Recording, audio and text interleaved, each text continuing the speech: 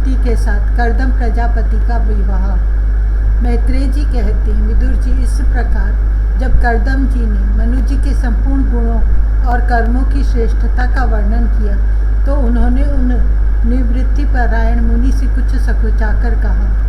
मनु जी ने कहा, मुने, वेद मूर्ति भगवान ब्रह्मा ने अपने वेदमय विग्रह की रक्षा के लिए तप, विद्या और योग से संपन्न तथा विषयों में अनासक्त आप ब्राह्मणों को अपने मुख से प्रकट किया है और फिर उन सहस्र चरणों वाले विराट पुरुष ने आप लोगों की रक्षा के लिए ही अपनी सहस्र भुजाओं से हम क्षत्रियों को उत्पन्न किया है। अपनी सहस्रों भुजाओं से हम क्षत्रियों को उत्पन्न किया। इस प्रकार ब्राह्मण उनके हृदय और क्षत्रिय शरीर कहलाते हैं। अतः एक ही शरीर से संबद्ध होने के कारण अपनी अपनी और एक दूसरे की रक्षा करने वाले उन ब्राह्मण और क्षत्रियों की वास्तव में श्री हरि ही रक्षा करते हैं, जो समस्त कार्य कारण रूप होकर भी वास्तव में निर्विकार हैं। आपके दर्शन मात्र से ही मेरे सारे संदेह दूर हो गए, क्योंकि आपने मेरी प्रशंसा के मिस से स्वयं ही प्रजा पालन की इच्छा वाले राजा के धर्मों का बड़े प्रेम से निरूपण किया है। आपका दर्शन अजितेंद्रिय पुरुषों को बहुत दुर्लभ है। मेरा बड़ा भाग्य है जो मुझे आपका दर्शन हुआ और मैं आपके चरणों की मंगलमयी रज अपने सिर पर चढ़ा सका। मेरे भाग्योदय से ही आपने मुझे राजधर्मों की शिक्षा देकर मुझ पर महान अनुग्रह किया है और मैंने भी शुभ प्रारब्ध का उदय होने से ही आपकी पवित्र वाणी कान खोलकर सुनी है। मुन्ने, इस कन्या के स्नेहवश मेरा चित्त बहुत चिंताग्रस्त हो रहा है, अतः मुझ दीन की यह प्रार्थना आप कृपा पूर्वक सुनिए। यह मेरी कन्या, जो प्रियव्रत और उत्तानपाद की बहन है, अवस्थाशील और गुण आदि में अपने योग्य पति को पाने की इच्छा रखती है। जब से इसने नारद जी के मुख से आपके शील, विद्या, रूप, आयु और गुणों का वर्णन सुना है, तभी से यह आपको अपना पति बनाने का निश्चय कर चुकी है। द्विजवर, मैं बड़ी श्रद्धा से आपको यह कन्या समर्पित करता हूँ। आप इसे स्वीकार कीजिए। यह गृहस्थोचित कार्यों के लिए सब प्रकार आपके योग्य है।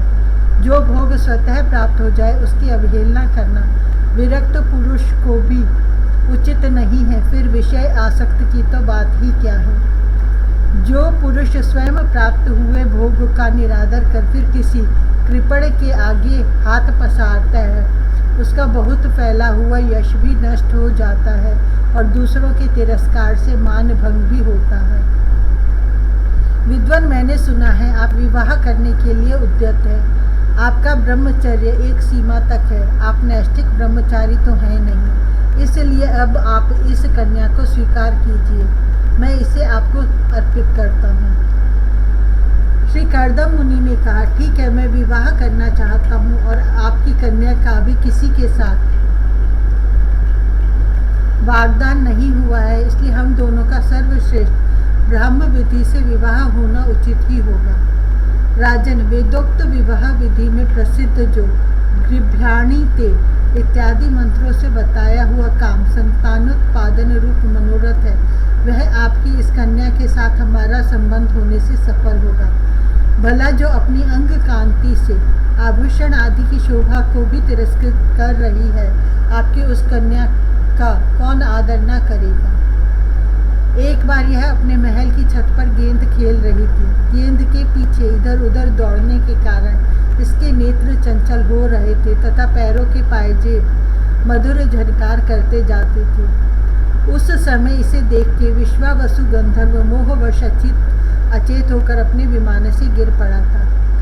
वही इस समय यहाँ स्वयं आकर प्रार्थना कर रही है। ऐसी अवस्था में कौन समझदार पुरुष इसे स्वीकार न करेगा। यह तो साक्षात आप महाराज श्री स्वयंभू मनु की दुलारी कन्या और उत्तानपाद की प्यारी बहन है तथा यह रमणियों में रत्न के समान है। जिन लोगों ने कभी श्री लक्ष्मी जी के चरणों की उपासना नहीं की है, उन्हें तो इसका दर्शन भी नहीं हो सकता। अतः मैं आपकी इस साध्वी कन्या को अवश्य स्वीकार करूंगा, किंतु एक शर्त के साथ। जब तक इसके संतान न हो जाएगी तब तक मैं गृहस्थ धर्म अनुसार इसके साथ रहूँगा। उसके बाद भगवान के बताए हुए संन्यास प्रधान, हिंसा रहित, शम दम आदि धर्मों को ही अधिक महत्व दूंगा, जिनसे इस विचित्र जगत की उत्पत्ति हुई है, जिनमें यह लीन हो जाता है और जिनके आश्रय से यह स्थित है।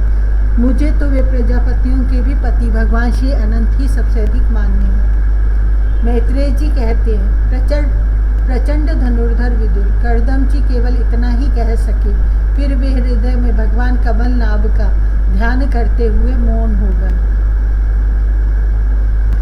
उस समय उनके मंद हास्य युक्त मुख कमल को देखकर देवहूति का चित्त लुभा गया। मनु जी ने देखा कि इस संबंध में महारानी शतरूपा और राजकुमारी की स्पष्ट अनुमति है, अतः उन्होंने अनेक गुणों से संपन्न कर्दम जी को उन्हीं के समान गुणवती कन्या का प्रसन्नता पूर्वक दान कर दिया। महारानी शतरूपा ने भी बेटी और दामाद को बड़े प्रेम पूर्वक बहुत से बहुमूल्य वस्त्र, आभूषण और गृहस्थोचित पात्र आदि दहेज में दिए। इस प्रकार सुयोग्य वर को अपनी कन्या देकर महाराज मनु निश्चिंत हो गए।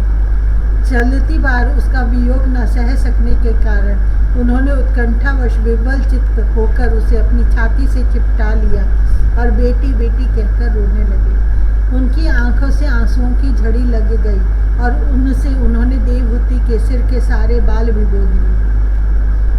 फिर वे मुनिवर कर्दम से पूछकर उनकी आज्ञा ले रानी के सहित रथ पर सवार हुए और अपने सेवकों सहित ऋषिकुल सेवित सरस्वती नदी के दोनों तीरों पर मुनियों के आश्रमों की शोभा देखते हुए अपनी राजधानी में चले आए। जब ब्रह्मावर्त की प्रजा को यह समाचार मिला कि उसके स्वामी आ रहे हैं, तब वह अत्यंत आनंदित होकर स्तुति, गीत एवं बाजे गाजे के साथ अगवानी करने के लिए ब्रह्मावर्त की राजधानी से बाहर आई। सब प्रकार की संपदाओं से युक्त बहिष्मती नगरी मनुजी की राजधानी थी, जहाँ पृथ्वी को रसातल से ले आने के पश्चात शरीर कंपाते समय श्री वराह भगवान के रोम झड़कर गिरे थे। वे रोम ही निरंतर हरे भरे रहने वाले कुश और कास हुए, जिनके द्वारा मुनियों ने यज्ञ में विघ्न डालने वाले दैत्यों का तिरस्कार कर भगवान यज्ञ पुरुष की यज्ञों द्वारा आराधना की है। महाराज मनु ने भी श्री वराह भगवान से भूमि रूप निवास स्थान प्राप्त होने पर इसी स्थान में कुश और कास की बरही चटाई बिछाकर श्री यज्ञ भगवान की पूजा की थी। जिस बहिष्मतीपुरी में मनुजी निवास करते थे, उसमें पहुंचकर उन्होंने अपने त्रितापनाशक भवन में प्रवेश किया। वहां अपनी भार्या और संतति के सहित वे धर्म, अर्थ और मोक्ष के अनुकूल भोगों को भोगने लगे। प्रातःकाल होने पर गंधर्वगण अपनी स्त्रियों के सहित उनका गुणगान करते थे, किंतु मनुजी उसमें आसक्त न होकर प्रेम पूर्ण हृदय से श्री हरि की कथा ही सुना करते थे। वे इच्छानुसार भोगों का निर्माण करने में कुशल थे, किंतु मननशील और भगवत पारायण होने के कारण भोग उन्हें किंचित भी विचलित नहीं कर पाते थे। भगवान विष्णु की कथाओं का श्रवण, ध्यान, रचना और निरूपण करते रहने के कारण उनके मनवंतर को व्यतीत करने वाला क्षण कभी व्यर्थ नहीं जाते थे। इस प्रकार अपनी जागृत आदि तीनों अवस्थाओं अथवा तीनों गुणों को अभिभूत करके उन्होंने भगवान वासुदेव के कथा प्रसंग में अपने मनवंतर के 71 चतुर्युग पूरे कर दिए। व्यास नंदन विदुर जी, जो पुरुष श्री हरि के आश्रित रहता है उसे शारीरिक, मानसिक, दैविक, मानुषिक अथवा भौतिक दुख किस प्रकार कष्ट पहुंचा सकते हैं। मनु जी निरंतर समस्त प्राणियों के हित में लगे रहते थे। मुनियों के पूछने पर उन्होंने मनुष्यों के तथा समस्त वर्ण और आश्रम के अनेक प्रकार के मंगलमय धर्मों का भी वर्णन किया, जो मनु संहिता के रूप में अब भी उपलब्ध है। जगत के सर्वप्रथम सम्राट महाराज मनु वास्तव में कीर्तन के योग्य थे। यह मैंने उनके अद्भुत चरित्र का वर्णन किया। अब उनकी कन्या देवहूति का प्रभाव सुनो।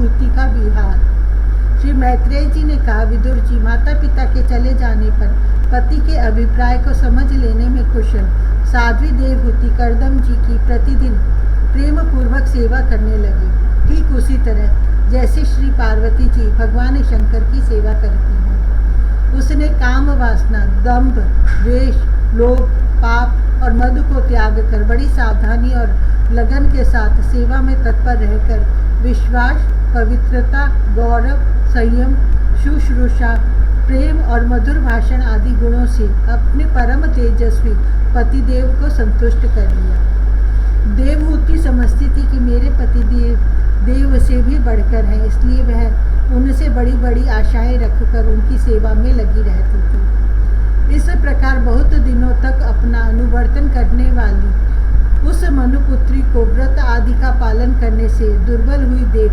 देवर्षि श्रेष्ठ कर्दम को दयावश कुछ खेद हुआ और उन्होंने उससे प्रेम गदगद वाणी में कहा।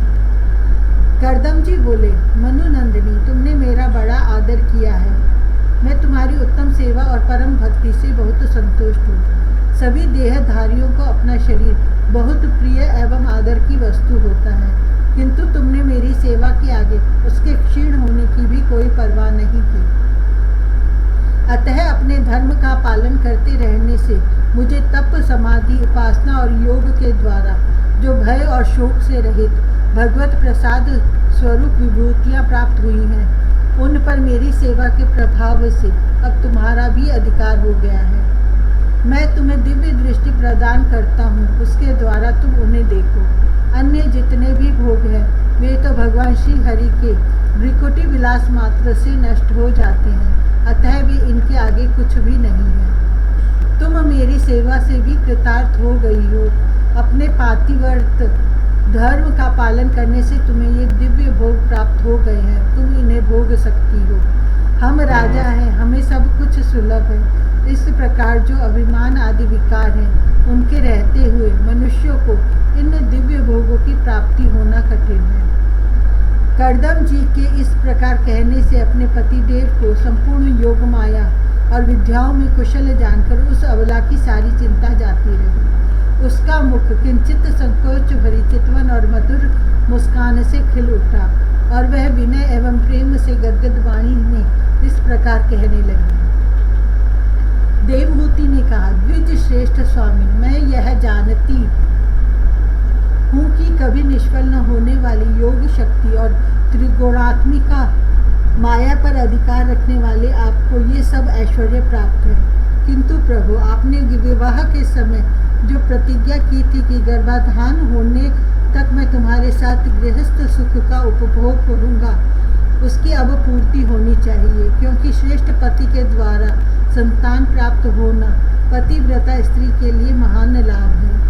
हम दोनों के समागम के लिए शास्त्र के अनुसार जो कर्तव्य हो उसका आप उपदेश दीजिए और उपटन, गंध, भोजन आदि उपयोगी सामग्रियां भी जुटा दीजिए, जिससे मिलन की इच्छा से अत्यंत दीन दुर्बल हुआ मेरा यह शरीर आपके अंग संग के योग्य हो जाए, क्योंकि आपकी ही बढ़ाई हुई काम वेदना से मैं पीड़ित हो रही हूँ। स्वामी, इस कार्य के लिए एक उपयुक्त भवन तैयार हो जाए, इसका भी विचार कीजिए। मैत्रेय जी कहते हैं, विदुर जी, कर्दम मुनि ने अपनी प्रिया की इच्छा पूर्ण करने के लिए उसी समय योग में स्थित होकर एक विमान रचा।